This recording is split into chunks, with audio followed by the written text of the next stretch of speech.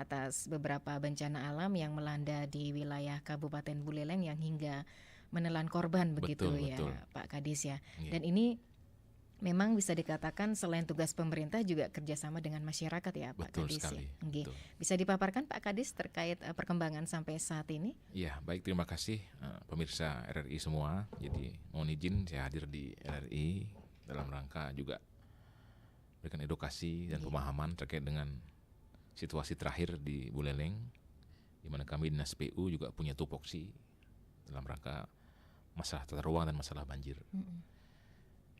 Kita bicara masalah Buleleng, seminggu terakhir bukan cuma di Buleleng sebenarnya. Jadi ini nasional, Nasional ya. nasional bahkan global mungkin juga. Kita lihat di provinsi lain juga lebih parah lagi. Bali, Jawa Timur, Lombok, Sumatera banyak mengalami tekanan situasi siklon ini. Ya. Dampaknya di Buleleng di Bali juga sangat terasa. Jadi seminggu terakhir cuaca sangat ekstrim. Angin kencang, curah hujan tinggi, gelombang pasang juga besar. Bahkan hujannya merata. Nah ini yang kalau sudah merata hujannya, kita harus siap di lapangan. Nah, kami di PU seminggu ini siaga 1 dengan semua kekuatan, semua SDM yang ada, bersama dengan teman-teman semua OPD dan juga masyarakat banyak bantu, TNI Polri banyak bantu. Nah kita di Buleleng memang sudah korban kemarin, korban dari tanah longsor di shortcut kemarin. Bahkan juga kemarin ada info warga dari Tejekule juga tertimpa pohon. Kita turut berduka dengan keluarga. Jadi ke depan harus ada aksi lebih nyata lagi. Nah kami di PU lewat tata ruang kita kawal Buleleng ini biar lebih aman, lebih safety buat masyarakat. Buleleng sebagai daerah dengan topografi nyikar gunung ini sangat unik sebenarnya. Kita harus antisipasi semua bencana lewat regulasi. Jadi setiap bangunan, setiap investasi yang ada harus aman dari sisi struktur, dari sisi kondisi rawan bencana, dan dari sisi lingkungan. Jadi Buleleng kita bagi menjadi zona barat, zona tengah, zona timur, zona selatan, zona utara. Kita punya 2 danau sebagai sumber air, Danau Tamlingan.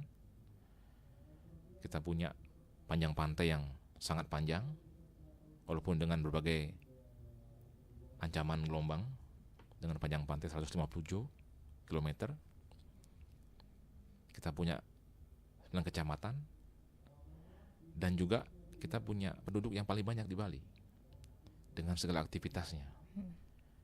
Di sisi lain kita juga harus support dengan infrastruktur. Ada jalan, jembatan, saluran drainase, irigasi dan sebagainya. Buleleng daerah pertanian, wajib juga menjaga swasembada pangannya. Harus bisa mandiri ke depannya. Dalam rangka menjaga dari sisi harga, supply dan demand untuk kebutuhan masyarakat. Nah, ini penting. Kami di PU menginisiasi lewat revisi RT/RW. Jadi kita di PU sekarang sedang melakukan revisi rencana tata ruang Kabupaten Buleleng. Jadi kenapa direvisi? Ada berbagai alasan. Yang pertama adalah dinamika situasi dari RT/RW nasional dan RT/RW Provinsi Bali. Yang kedua, ada kebutuhan lapangan. Jadi ada pembangunan masif yang harus juga diatur masuk ke dalam perencanaan kita dan diantisipasi ke depan. Apa dampaknya, apa manfaatnya, apa akibatnya. Nah, ini penting. Kita sudah punya mapping terkait dengan masalah banjir di Buleleng. Mana lokasi-lokasi yang sering, yang memang pasti akan banjir. Kita udah tahu rute-rute air itu kemana saja. Nah ini yang akan kita amankan ke depannya. Buleleng nggak akan bisa terlepas dari banjir, tetapi waktunya harus kita kurangi. Jangan sampai banjir itu hari-harian, hitungannya harus jam. Boleh tergenang, tapi tidak membahayakan. Karena kita berbicara dengan alam. Jadi di sisi lain masyarakat berkembang. Mereka butuh perumahan, butuh tempat bekerja, butuh aktivitas, tempat berusaha seperti itu. Investasi tidak bisa kita halangi, tetapi investasi bisa kita arahkan di lokasi-lokasi yang memang tepat untuk investasi seperti itu. Nah, di Taruang inilah semua diatur di sana. Mana kawasan industri, mana kawasan pariwisata, mana kawasan pertanian, mana lahan sawah yang dilindungi, mana untuk perumahan seperti itu. Nah, itu kita atur secara optimal di tata ruang kita agar ke depan segala bencana, segala ancaman bisa kita minimalis. Contoh ya, seminggu terakhir ini kita banyak dengan situasi yang hujan intensitas tinggi, angin kencang, pohon tumbang, ada banjir,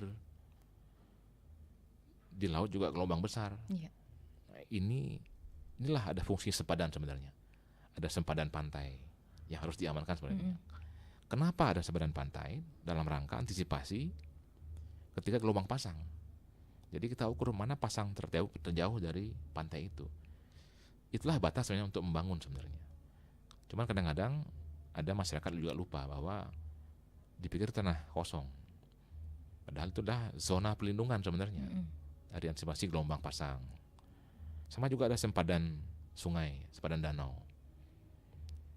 Ketika ada banjir, ada sungainya meluap, sempadan ini mengamankan perumahan mereka sebenarnya. Tetapi kadang-kadang masih banyak membangun di zona sempadan tersebut.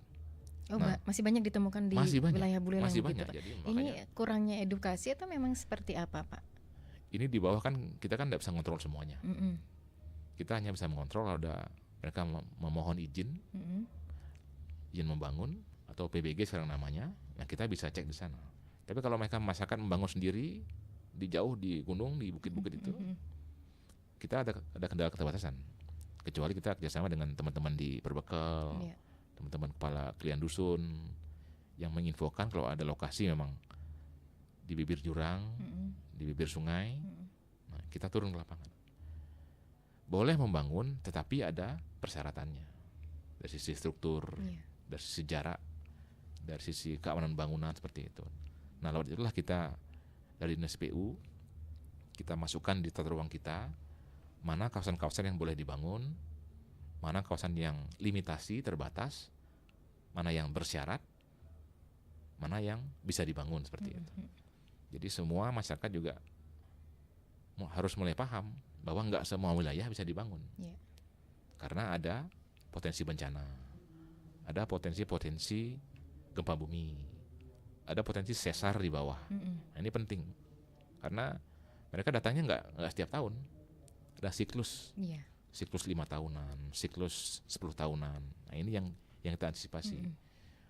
Pemerintah pasti memikirkan jangan sampai warganya menjadi korban. Nah, ini yang kadang-kadang masyarakat belum paham, yang perlu diedukasi ke depannya seperti itu.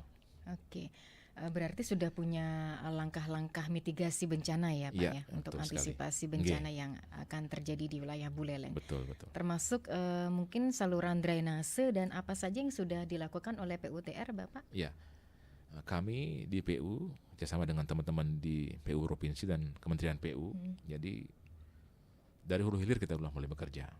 Contoh kita kemarin sudah menyelesaikan pembangunan Waduk Tamblang.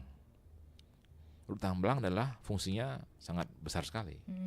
Yang pertama pengendali banjir. Jadi ketika volume air tinggi, kita bisa tampung sebagai sumber air, sebagai sumber untuk irigasi dan lain sebagainya. Itu berkah buat kita penuh bendungan kita di sana. Dan juga masyarakat juga aman. Jadi volume air di sungai mereka jadi nggak terkendali semuanya. Makanya bencana di daerah timur agak aman di sana.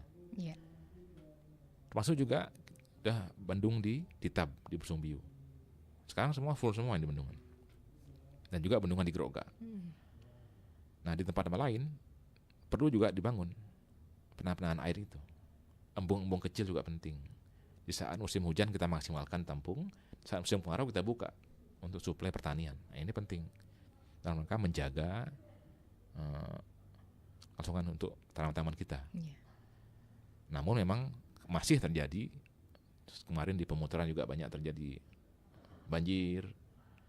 Kami sudah koordinasi dengan teman-teman Balai Wilayah Sungai dan juga Balai Jalan Nasional yang memang domain mereka. Jadi sebagai informasi bahwa sungai, danau, laut domainnya adalah di teman-teman Balai Wilayah Sungai Kementerian PU. Untuk jalan-jalan ada juga kewenangannya. Ada jalan nasional, domain dari teman-teman Balai Jalan Nasional. Ada jalan provinsi, domainnya dari teman-teman PU Provinsi Bali. Dan juga ada jalan kabupaten, domainnya kami dari PU Buleleng. Kita kolaborasi, saling koordinasi. Bukan berarti kita melepas tangan semua. Tetap satu kesatuan, tapi fungsi tugasnya jelas. Nah itu. Ke depan untuk di pemutaran, jadi kami sudah lapor ke Bapak PJ Bupati juga, sudah secara resmi ke Menteri PU, akan melakukan upaya-upaya maksimal di sana, sesuai dengan fungsinya. Contoh nanti teman-teman dari BWS akan membangun embung-embung di sana di atas, di wilayah hutan, seizin teman-teman dari Kehutanan Provinsi Bali atau Taman Nasional. Dan teman-teman dari Balai Jalan akan membuat sodetan. Jadi meneruskan air dari selatan ke utara langsung ke laut. Selama ini kan mungkin tertahan di jalan itu. Kecuali ada cekungan di jalan itu, mereka airnya tergenang di sana, kita alihkan ke sungai-sungai terdekat di sana. Kita buatkan saluran yang menerus dengan volume yang konsisten. Kadang-kadang ini kan di atas sungai turun menjadi telabah, turun menjadi selokan, makin kecil dia volumenya. Inilah yang sering kita lupa. Berarti itu kalau konsisten, penyebabnya, betul. Kalau konsisten dimensinya dari selatan sampai utara, air itu pasti aman dia. Ini kan ada pengecilan dimensi. Yang airnya di atas besar, kita tampung dengan volume yang cukup, tapi ketika masuk wilayah permukiman, wilayah perkotaan, mengecil salurannya. Inilah yang jadi masalah utama. Di samping juga masalah sampah, masalah budaya kita. Jadi masyarakat sebenarnya punya budaya bersih. Di rumah dibersih-bersih mereka, suka pelihara taman, tetapi sampahnya dibuang ke selokan. Nah ini terakumulasi. Betul. Ada yang motong pohon besar. Bahkan kemarin ada spring bed. Di selokan ada spring bed. Spring bed itu yang gede atau yang gede? Ada kursi, ada potongan kayu. Itu daerah mana itu Pak Kadis? Boleh nggak disebutkan begitu kan? Banyak. Oh banyak. Ya. Jadi di semua desa di daerah, ditemukan gitu ya. Lebih banyak di Buleleng Barat. Di kota juga masih ada. Di kota masih ada. Di kota masih ada. Makanya jadi tim kami kadang-kadang agak berat mengangkat itu, walaupun sudah setiap hari. Jadi sebagai informasi, tim kami ada kurang lebih 300 orang itu setiap hari bersihkan saluran selokan.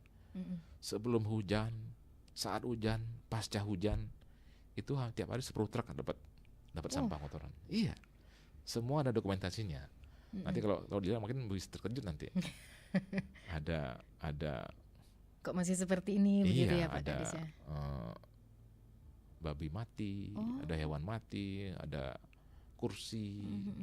Kalau potongan kayu udah paling sering, kayu-kayu besar-besar itu.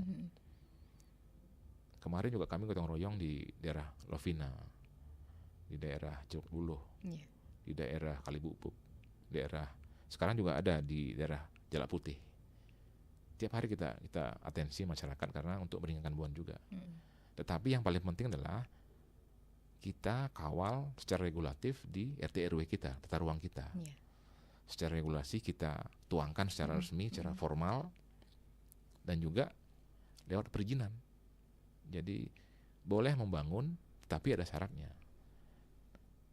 Kemana salurannya menyambung? Ada nggak salurannya menerus? Jangan sampai mereka juga bangun di kawasan yang rawan bencana, di cekungan. Mungkin kan tergiur harga murah biasanya. Harganya murah, jadi mereka akan untung secara finansial, tapi nggak aman secara akses. Ini yang sering terjadi. Oke, ya yang pastinya memang sudah maksimal begitu Pak ya langkah-langkah ataupun terobosan-terobosan yang sudah dilakukan dari PUTR terkait menghadapi masalah begitu ya, bisa dikatakan masalah ya Pak ya. Ya. Ini memang dibutuhkan suatu kesadaran ya Pak ya, karena Betul. tadi Pak Kadis menyampaikan ataupun mengatakan kok masih saja ditemukan masyarakat yang membuang sesuatu yang di luar dugaan dari tim PUTR ya Pak Kadis ya. Hampir berapa truk Pak dalam sehari? 10 truk ya. Hampir 10 truk. Betul. Waduh. Ini benar-benar bukan PR dari pemerintah saja sih sebenarnya Pak ya. Ini dibutuhkan yang namanya kesadaran dari masyarakat itu sendiri. Betul. Memang kelihatannya kecil atau sepele begitu, tapi ini dampaknya memang besar Pak. Betul. Ke orang lain begitu ya. Di hulu mungkin bersih, makin ke hilir makin terasa dampaknya. Makanya banjir paling sering kan di daerah hilir, dalam perkotaan. Karena ya paling utama sampah masalahnya. Di samping dimensi dari saluran yang mengecil. Jadi banyak sempadan sungai diambil menjadi perumahan. Jadi ditambah, padahal batasnya melewati sertifikat sebenarnya. Bikin dapur di belakang sungai, bikin kamar lagi di pinggir sungai seperti itu. Nah ini yang sedang terjadi. Makanya ke depan kita nggak akan keluarkan izin seperti itu. Kita akan tegas nanti seperti itu. Oke. Ya, yang pastinya pendengar apapun yang disampaikan oleh Pak Kadis ini merupakan sebuah edukasi yang luar biasa begitu ya.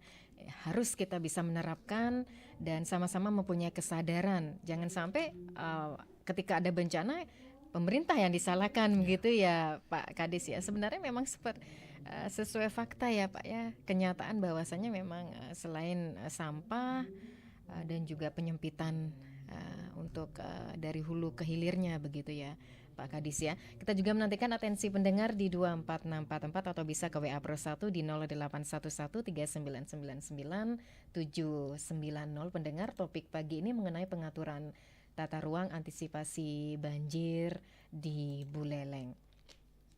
Dan untuk peran dari PUTR sendiri pendengar mengantisipasi bencana, salah satunya banjir ya Pak Kadis ya, yang ada ataupun yang melanda di wilayah Buleleng. Banyak sekali pengaturan tata ruang yang sudah dilakukan oleh PUTR dan terkait dengan rencana menyusun naskah akademik dan juga rancangan perda penyelenggaraan sistem drainase juga termasuk ya Pak Kadis ya. Sedang kita proses itu.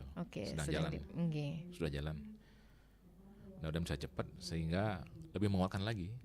Dengan adanya perda itu kita bisa akses banyak keuntungan. Akses masalah anggaran ke pusat, ke provinsi juga. Jadi ada master plan-nya jelas semuanya. Jadi tahun pertama apa yang dikerjakan, tahun kedua apa yang dikerjakan, sehingga dalam 5 tahun terpadu semuanya, terarah, terencana dan terstruktur. Itu yang paling penting. Kesiapan anggarannya juga jelas nanti seperti itu. Oke. Ya. Sembari menantikan atensi pendengar Pak Kadis di 24644, mohon izin ya kita jeda sejenak. 97,9 FM, 101,2 FM, dan AM 1080 kHz Pro 1 RRI Singaraja, kanal informasi dan inspirasi.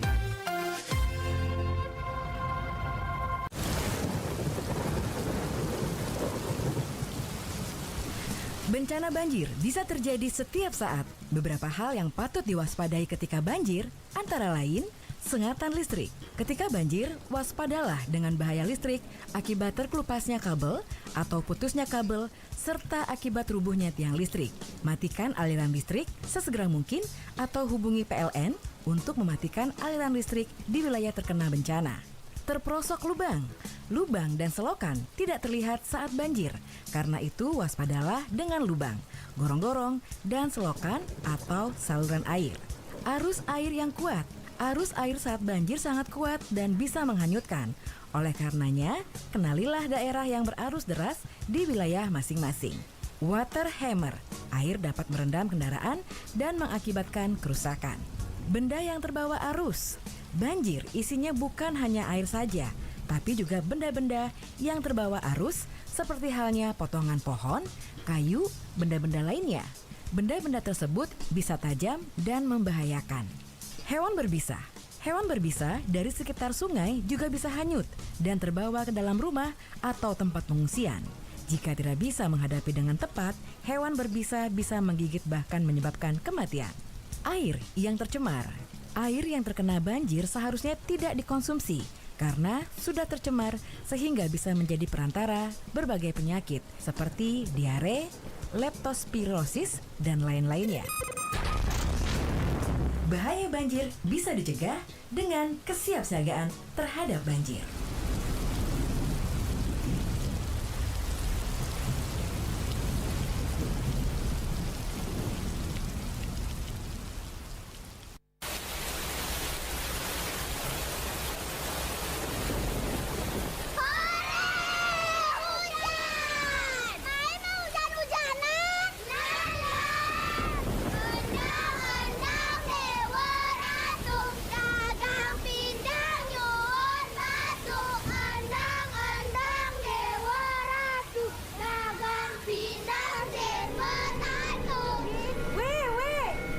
Hujan-hujanan, ada tatit ke kene, nyanan sandal tatit nyanan. Mulai. Resenya, nu demen hujan-hujanan. Nu demen hujan-hujanan. Badah, ini maren nak cenik bengkung. Buin sing ada ane mesandal. Meh, mbok nyoman gentuh dogen. Bang je nak ngalih nau. Ingat, jika hujan petir datang, hindari berada di lapangan, sawah, kolam renang, danau, dan tempat terbuka lainnya. Hindari penggunaan telepon kabel atau telepon rumah. Hindari berteduh di pohon yang tinggi. Pohon yang tinggi bisa tersambar petir, dan petir itu bisa mengenai Anda yang berlindung di bawah pohon. Lantai atau dinding yang terbuat dari beton juga harus dihindari saat hujan petir. Sebab petir bisa merambat melalui benda logam dalam beton. Jaga diri Anda masing-masing. Kita semua harus selamat. Ya!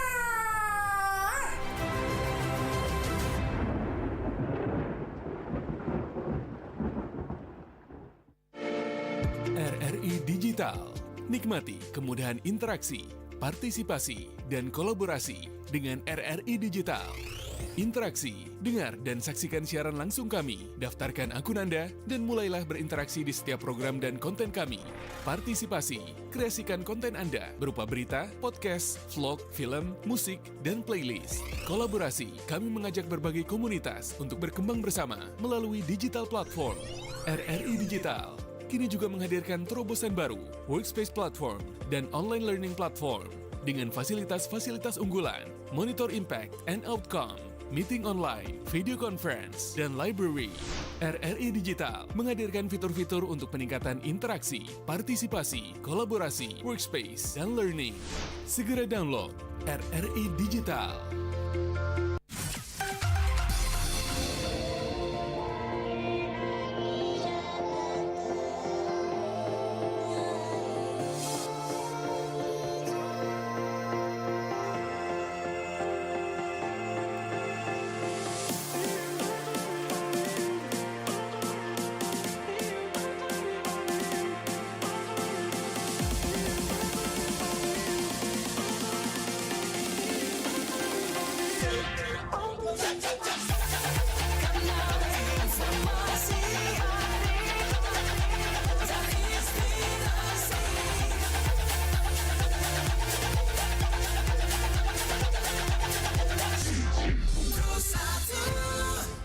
Iya, mendengar kita masih dalam dialog interaktif Hai Balik Kenken seputar topik pengaturan tata ruang antisipasi banjir di Buleleng bersama narasumber Kepala Dinas PUTR Kabupaten Buleleng, Bapak Iputu Adipta Eka Putra STME. Mohon izin Pak Kadis membacakan WhatsApp ya dari Ibu Made yang ada di Sambangan, mempertanyakan mengapa di shortcut longsor, siapa yang salah sampai ada korban meninggal, apa bisa dituntut pihak shortcutnya? Mungkin bisa saja itu karena human error. Terima kasih infonya dan selamat bertugas. Ya. Silakan ditanggapi Pak Kadis sembari menantikan atensi pendengar lain. Ya, baik, terima kasih dari Ibu siapa tadi? Ibu namanya? Made Ibu Made di di Sambangan. Sambangan. Jadi terima kasih atensinya. Jadi memang betul untuk kondisi kemarin di shortcut ada kejadian, bahkan sampai ada meninggal dunia di sana. Saudara kita dari Menyali kalau nggak salah. Jadi kami sampaikan bahwa untuk masyarakat ketika cuaca sudah nggak bagus, jadi kami menghimbau agar mengurangi dulu atau menunda dulu sampai dengan cuaca yang bagus. Karena ketika cuaca sudah tidak bagus, merata lagi apalagi, hujan sudah sekian hari, sangat rawan untuk kita bepergian. Yang kedua, bisa dengan memilih rute lain. Jadi jangan sampai kita memaksakan. Ketika di depan sudah cuaca hujan deras, dengan intensitas tinggi, ada angin juga kencang, kabut juga, sebaiknya istirahat dulu. Ditunda sekian jam lagi kita bisa kita bergerak kembali. Atau juga memilih rute yang aman, muter misalnya seperti itu. Walaupun lebih jauh, tapi lebih safe untuk kita semua, kita pilih yang lebih safe. Yeah. Nah, terkait dengan longsor di shortcut, memang kemarin sedang ada konstruksi di sana. Ada force majeure juga. Semua nggak pingin ada bencana, semua nggak pingin ada kejadian. Tetapi ketika ada kejadian, jangan saling menyalahkan. Kita antisipasi lebih awal, jangan saling menyalahkan dengan antara siapapun. Lebih ke kita, lebih ke pribadi masing-masing. Karena namanya bencana pasti nggak ada yang pingin. Iya, betul. Kalau dari kami seperti itu. Nggih. Intinya salah siapa itu tidak ada yang salah sebenarnya, dan jangan saling menyalahkan, begitu maksudnya Pak Kadis. Betul ya? sekali. Dan mengapa di shortcut itu sering longsor katanya Pak Kadis? Iya, jadi begini, selama ada pembangunan, otomatis yang namanya pohon, yang namanya tanah, yang namanya bukit, yang namanya jurang, pasti ada perlakuan untuk mereka. Ada perubahan perlakuan. Yang awalnya banyak pohon untuk menahan air, sekarang kan menjadi berkurang. Dipakai untuk pelebaran jalan, dipakai untuk penguatan saluran dan sebagainya. Secara struktur sebenarnya sudah diperhitungkan. Tetapi mungkin karena kondisi curah hujan sangat tinggi, menyebabkan tanah menjadi labil di sana. Nah, ini yang harus kita sadari bersama-sama. Kondisi labil ini akan memungkinkan terjadi banyak potensi bencana. Nah, kita sebagai masyarakat, sebagai pengguna jalan juga wajib punya kesadaran sendiri. Jangan sampai udah ada tanda-tanda akan terjadi bencana malah kita terus berkendara seperti itu. Nah, ini yang patut kita antisipasi juga. Oke. Kalaupun memang harus jalan terus, ya kita lihat situasi juga seperti itu. Oke, baik, sudah berdering ya Pak Kadis. Mohon izin kita sapa pendengar. Selamat pagi. Selamat pagi, Om Swastiastu. Om Selamat pagi, Swastiastu, Om Pak Swastiastu. Putu Mardipe. Pak Mardipe nggih. Pak Dinas, Kepala Dinas ya, PUPR ya. Nggih. Om Swastiastu ya. Selamat sampun lintang kaliman kuningan dan lebih ya. Dan Nggih. baik dan sukses ya. Nanti melangkah kalau lebih baik daripada yang kemarin ya. Topiknya sangat bagus ya, tata ruang ya. Nggih. Ya, leleng. Saya sedikit ya zaman dulu tata ruang yang di sini ya bagus sekali ya. Nggih. Dan perkantoran, coba Pak, buat jalan, zaman sudah kecil deh Pak. Betul sekali. Ada, bagus ya. Glasshouse, kantor bupati sekarang, Nggih. Pak, Pelabuhan Beleng dari Glasshouse lihat, Pelabuhan Pelabuh, apa pakai ceker, saya waktu kecil tadi di Glasshouse. Betul Pak, betul. Ya, Pak, bayangkan tuh, di Tugu Singamaraja tuh. Nggih. Ada kapal dalam berlabuh, kapal dagang, kapal perang, ceker, pinjam dari ada petugas Nggih. di petugas bagus sekali cara menata nih. Nggih. Nah itu jalan-jalan anggrek, perumahan ya coba, yang termasuk kawasan-kawasan perkantoran, jalan Kartini, master plan-nya dibuat sangat bagus sekali ya. Nggih. Nah sekarang tadi kabupaten ya, nah pindah provinsinya dari kabupaten ya nanti sudah Nangka begini perkembangannya kabupaten, saya kira kota mati. Wih, sekarang dah luar biasa sekali ya. Nggih. Ya, hidup cari bulelengnya ini. Ya, adanya ada pendidikan ya. Betul. Ya, ini yang membantu ya pendidikan di sana kampus ya, pendidikan di kampus dia terus. Jadi anak-anak yang di luar Buleleng banyak masuk sini. Itu ya, demografi pendudukannya sudah terus bertambah. Tanah sekarang semakin berkurang dulu, LG-nya belum ada, sekarang udah LG udah penuh sekali itu. Nggih. Tidak terbayang ya Pak ya.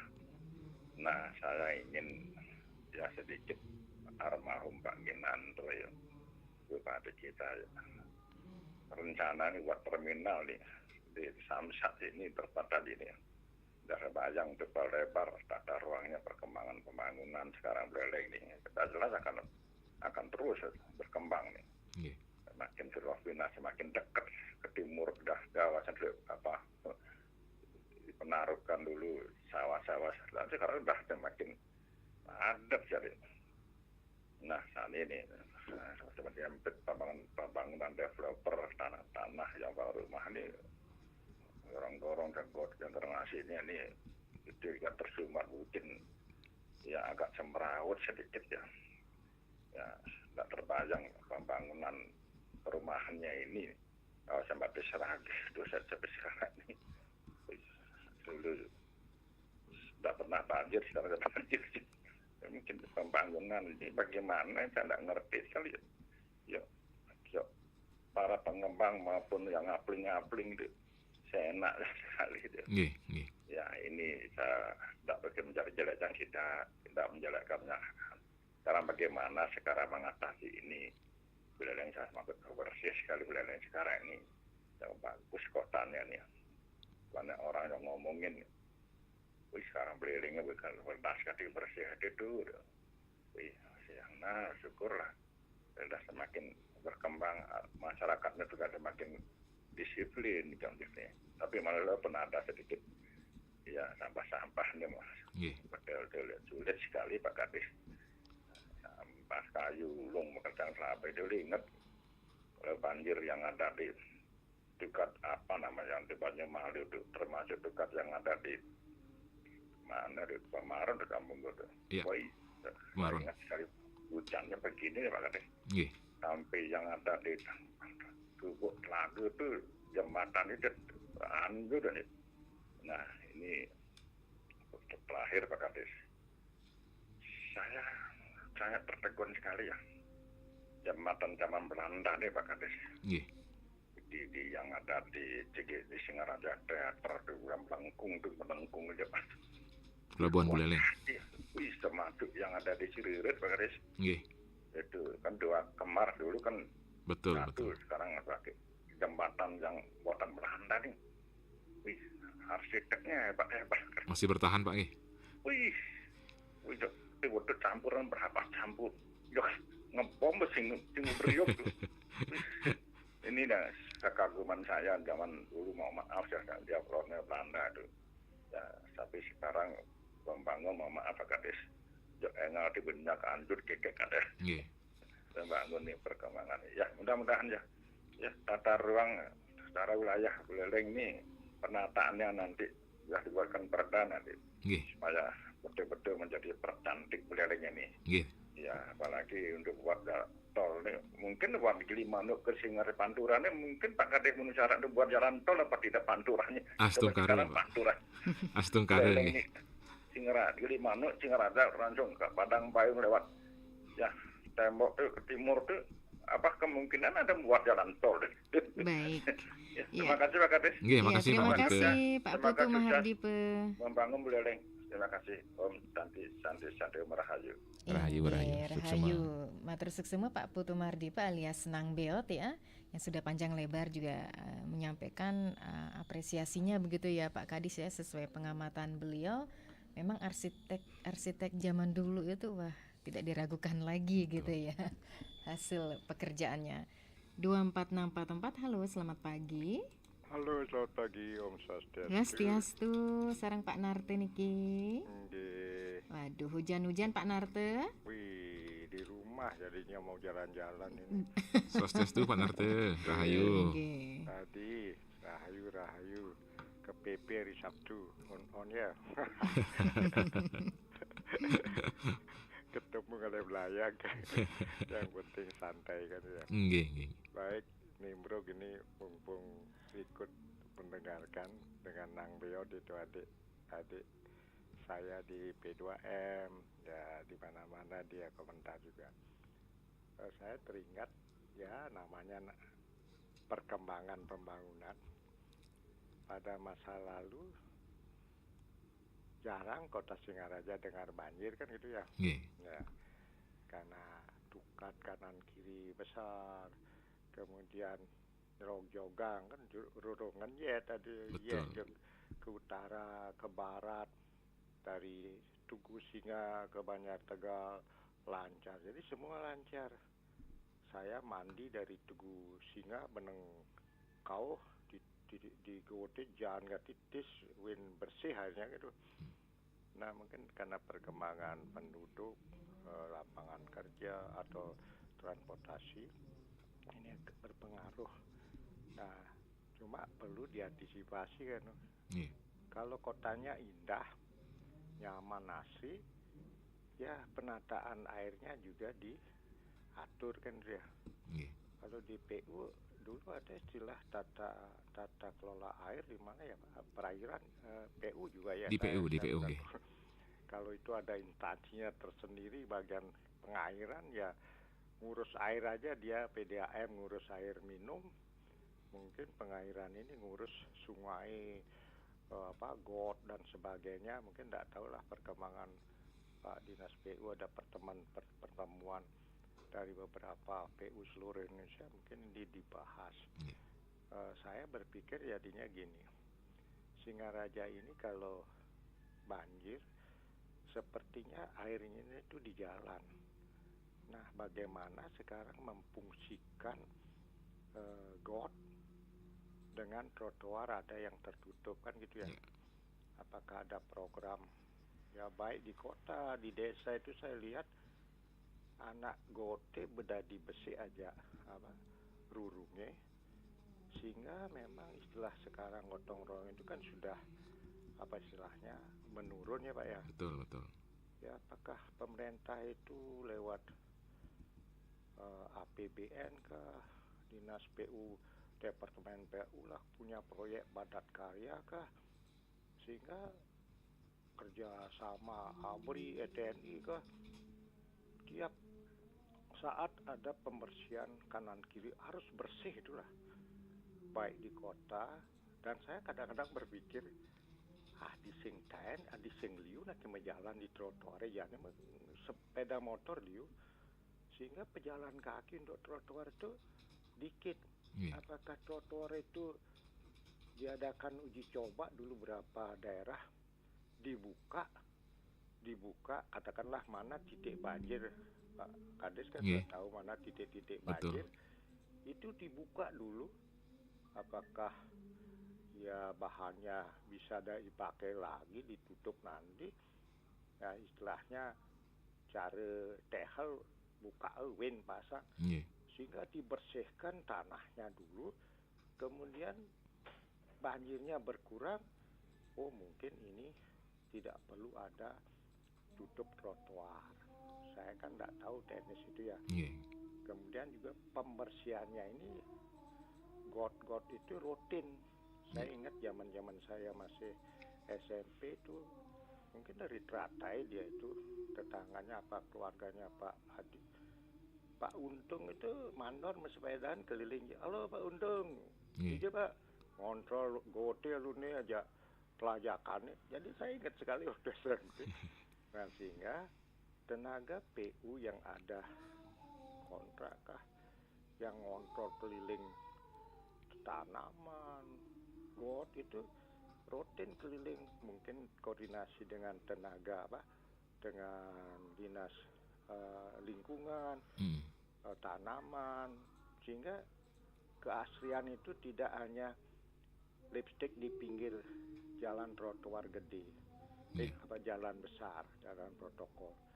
Di jalan-jalan masuk, anggaplah rumah sakit umum saya lewat, wih tanamannya, pepohonan rumputnya cukup banyak, kemudian tempat-tempat lingkungan lain karena gotong royong ini udah berkurang. Bagaimana koordinasi antara lurah dan sebagainya bisa gotong royong diaktifkan, atau mungkin karena memang perut yang utama sekarang seperti saya katakan tadi, padat karya. Jadi ada padat karya khusus untuk got dan sebagainya. Nah itu masukan saya. Pak Kade, saya nitip warga Banjar Tegal ini menjelang 17 Agustus Jalan Makam Pahlawan Benang Kelot Kaje Kelote Subewo Gati Bedek Subewo ke Subewo Bongkang nanti jalur ke sana ada upacara, lewat ke sana banyak, mohon dicek apa sudah ada dianggarkan. Sekian, terima kasih Om Santiago. Iya, terima kasih Pak Narte atas atensinya. Selain Pak Narte, kita masih menantikan satu atensi pendengar ya. Berhubung masih ada waktu ya Pak Kadis ya, sebelum ditanggapi ataupun diapresiasi oleh Pak Kadis. Selamat pagi. Selamat pagi, RRI Singaraja. Iya, dengan Pak Sudarsana. Oke, betul sekali. Silakan Pak Sudarsana. Selamat pagi Om Swastiastu, Bapak. Selamat pagi Pak Sudarsana, Rahayu. Rahayu Rahajang ya. Nggih. Terima kasih Bapak hadir di RRI Singaraja menyampaikan informasi-informasi dan juga edukasi pada masyarakat terkait dengan pengaturan tata ruang dan antisipasi banjir di Buleleng. Kami melihat banjir di Buleleng ini sangat luar biasa ya. Sudah ada yang menjadi korban. Kami laku masyarakat sangat prihatin sekali. Bagaimana ke depan agar tidak terjadi lagi atau mengurangi kejadian-kejadian yang seperti ini. Memang hujannya sangat lebat sekali. Tidak seperti yang sebelumnya, luar biasa sekali.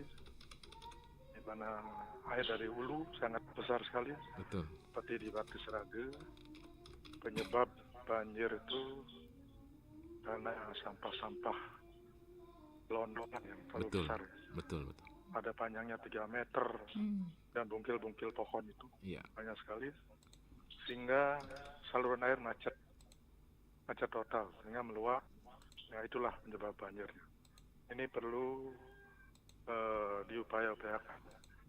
Seperti apa yang sampaikan tadi, upaya-upaya langkah-langkah bagus sekali, di mana harapan kami agar ada pemecahan air dari hulu ya. Betul. Agar air dipecah, agar tidak numplok suatu kali, sehingga inilah penyebabnya yang kami lihat di Bakti Serage. Dan juga kurangnya drainase sehingga air tidak begitu lancar. Dan juga perubahan drainase diperkecil. Betul. Ini juga penyebabnya. Tentunya untuk ke depan harapan kami agar Bapak dapat mendata, menghimpun bagaimana penyebab banjir di Buleleng ini. Tentunya dengan dapat memberikan masukan-masukan kepada masyarakat dan menghimpun data tersebut, sehingga dapat mengambil langkah selanjutnya untuk membuat program-program di Buleleng. Itu harapan kami, mudah-mudahan Dinas PUPR terus dapat berkeliar membuat program-program bagaimana antisipasi banjir di Buleleng ke depan.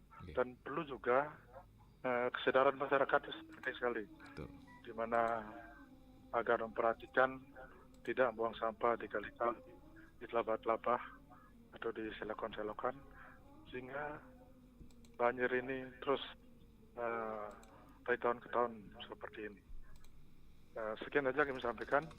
Mudah-mudahan Buleleng, Dinas PUPR dapat memberikan edukasi pada masyarakat dan membuat program untuk antisipasi banjir di Buleleng.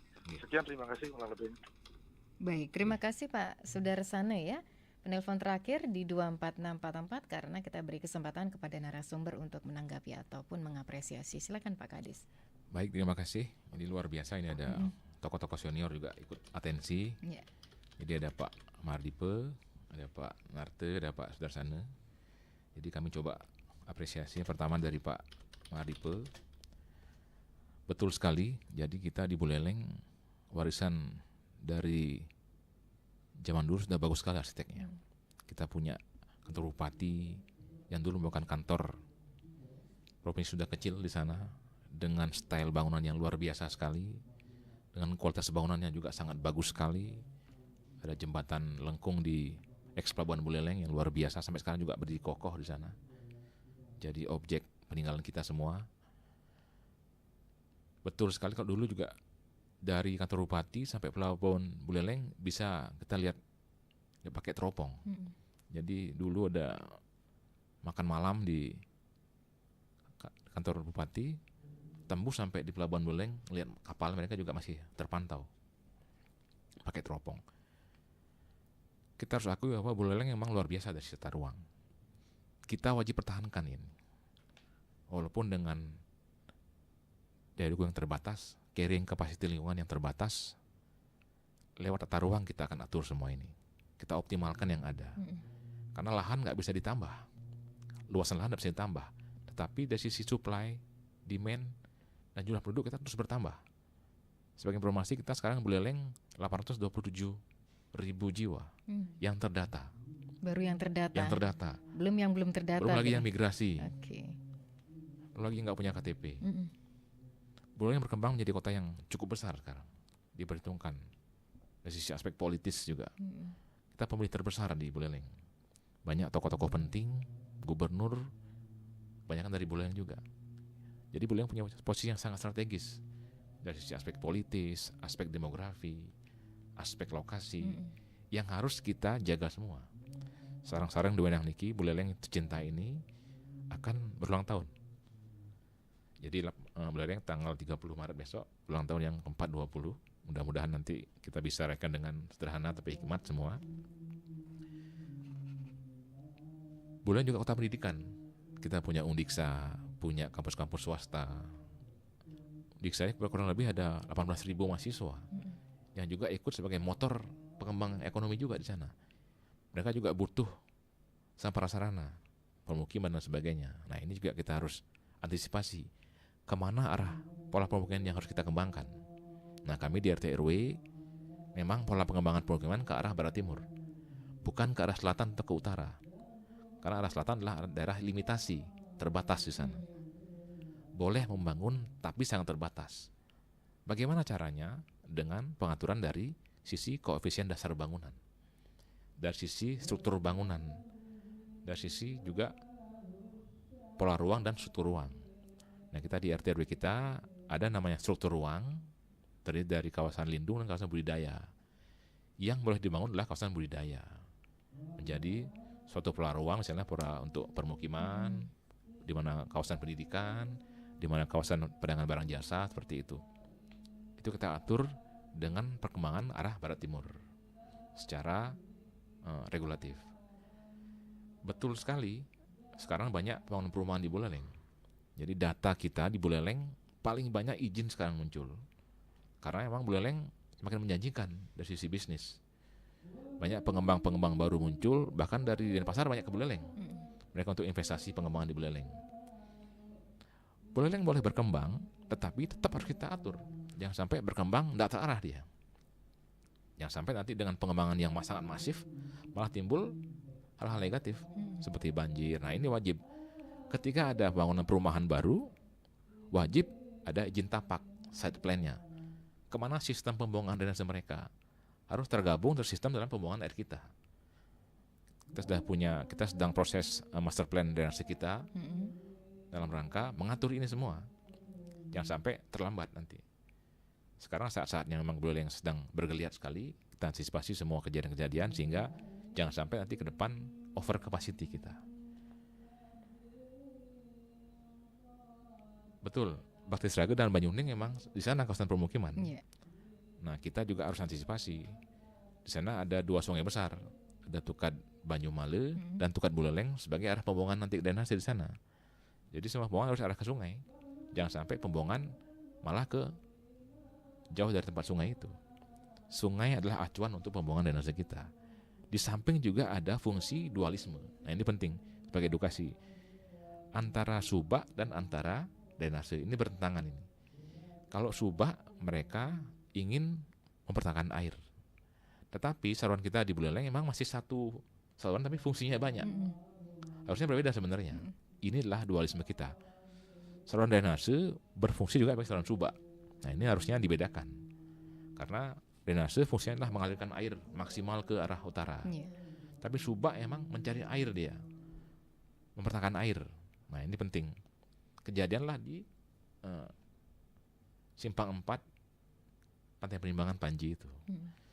Saluran drainase satu dengan saluran subak. Di utara masih ada sawah, sedangkan itu bukan saluran juga drainase. Teman-teman subak masih pertahankan untuk irigasi mereka. Tapi ketika banjir, kita maksimalkan untuk drainase seperti itu. Dari Pak Narto juga terima kasih. Jadi ke depan kita akan antisipasi, Pak. Kita kurangi air yang masuk kota Singaraja. Seperti juga di Lovina. Kita sudah petakan kemana jalur-jalur baru air itu. Kita sudah tahu. Kita akan ke depan optimalkan. Kita akan geser air itu ke sana. Sehingga beban di kota dan beban nanti di Lovina bisa berkurang. Airnya langsung menuju sungai-sungai terdekat. Kita sudah siapkan itu. Betul trotoar dan juga padat karya. Jadi sebenarnya tim kami setiap hari sudah bekerja. Jadi maksimal setiap hari kita punya untuk drainase kita punya 100 anggota, untuk bahu jalan kita punya 200 anggota.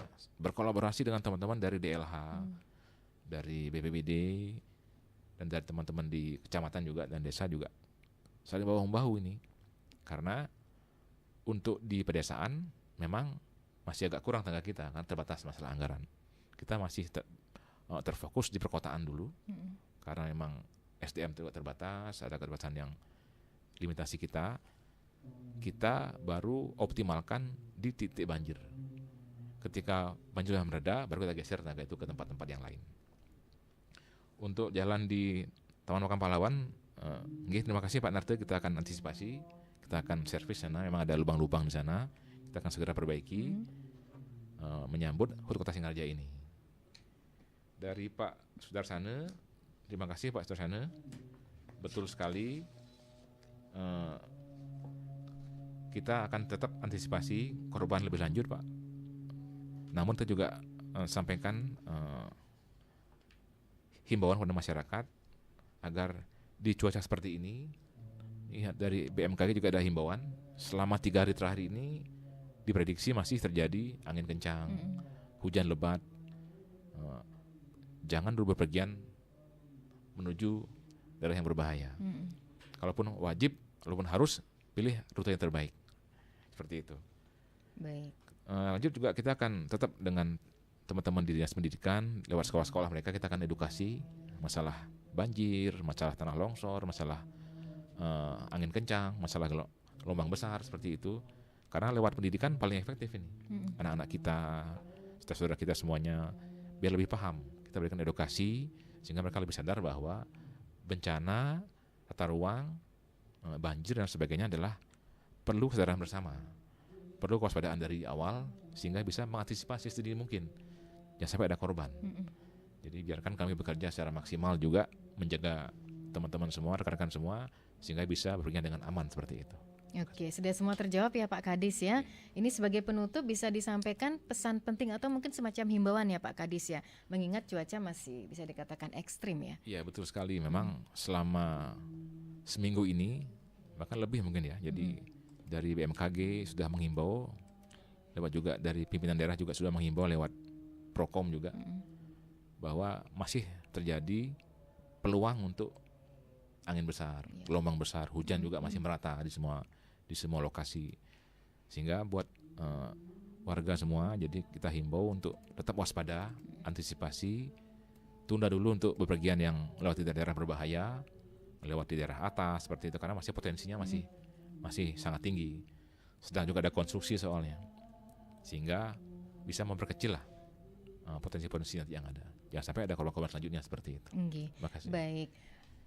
Harapan ataupun himbauan tadi ya Pak Kadis menutup jumpa kita dalam dialog interaktif Hai Balikenken seputar topiknya pengaturan tata ruang antisipasi banjir di Buleleng. Terima kasih Bapak Ibu Tu Adipta Eka Putra STMT selaku Kadis PUTR Kabupaten Buleleng yang sudah meluangkan waktunya hadir dalam dialog interaktif Hai Balikenken untuk edisi hari ini ya, Kamis 14 Maret 2024. Terima kasih Bapak atas kebersamaannya. Terima kasih. Selamat beraktivitas kembali dan salam sehat Sehat selalu. Om, Santi. Om Santi Om. Pendengar, demikian dialog interaktif Hai Balikenken pagi ini. Terima kasih atas kebersamaannya dan sampai jumpa.